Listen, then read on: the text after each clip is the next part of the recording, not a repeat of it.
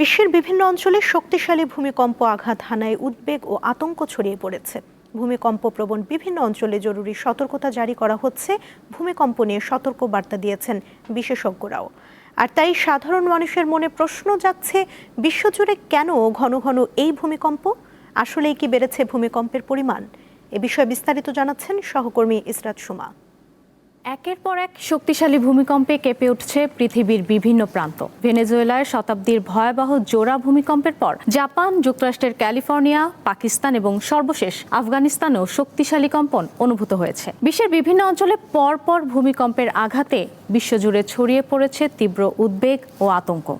ভূমিকম্প সবথেকে প্রাণঘাতী ও ভয়ঙ্কর প্রাকৃতিক বিপর্যয়, যা মুহূর্তের মধ্যে বদলে দিতে পারে ভূদৃশ্য, অর্থনীতি ও মানুষের জীবন। প্রাকৃতিক এই বিপর্যয়ের মুখোমুখি দাঁড়িয়ে সাধারণ মানুষের মনে প্রশ্ন জাগছে, বিশ্বজুড়ে কেন ঘন ঘন এই ভূমিকম্প? ভূমিকম্প ঘটে মূলত টেকটনিক প্লেটের নড়াচড়া, আগ্নেয়গিরির ভেতরে ম্যাগমার সঞ্চালন, গভীর পানির চাপের পরিবর্তন সহ নানা প্রাকৃতিক কারণে। বিশেষজ্ঞদের মতে পৃথিবীর ভূত্বক কয়েকটি টেকটনিক প্লেটের সমন্বয়ে গঠিত।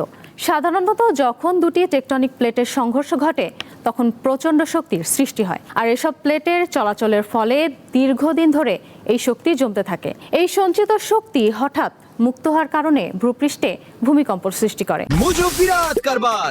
মোজো 1 লিটার ও 2 লিটার কিনে তুমিও জিতে নিতে পারো ফ্যামিলি কার, স্পোর্টস বাইক, টিভি, আইফোন ছাড়াও থাকছে লক্ষ লক্ষ নিশ্চিত গিফট।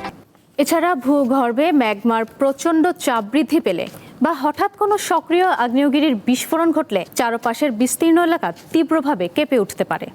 এছাড়া ভূগর্ভস্থ পানির স্তর ক্রমান্বয়ে নিচের দিকে নেমে যাওয়ায় ঘন ঘন ভূমিকম্প পরিলক্ষিত হচ্ছে বিশ্বজুড়ে। এরই মধ্যে বিশেষজ্ঞরা হুঁশিয়ারি দিয়েছেন, মরু অঞ্চল বাদে যেসব এলাকায় পানি সহজেই পাওয়া যেত সেসব অঞ্চলেও পানির তীব্র সংকট দেখা দিয়েছে। দ্রুত নিচে নামছে পানির স্তর। এখন প্রশ্ন উঠেছে, আসলেই কতটুকু বেড়েছে ভূমিকম্প? বিজ্ঞানীরা বলছেন, বর্তমানে পৃথিবী জুড়ে অনেক বেশি সিসমিক যন্ত্র বসানো হয়েছে এবং সেগুলো আগের চেয়ে অনেক বেশি সংবেদনশীল। ফলে ছোট ছোট কম্পনও এখন সহজে ধরা পড়ছে, যা আগে রেকর্ডই হতো না। আর আধুনিক যোগাযোগ ব্যবস্থার উন্নতির কারণে ভূমিকম্পের খবর দ্রুত সারা বিশ্বে পৌঁছে যাচ্ছে। ফলে অনেকের মনে হতে পারে ভূমিকম্পের সংখ্যা অস্বাভাবিকভাবে বেড়েছে। সব মিলিয়ে বলা যায়, ভূমিকম্পের সংখ্যা কখনো বাড়ে কখনো কমে। এটি পৃথিবীর স্বাভাবিক বৈশিষ্ট্য।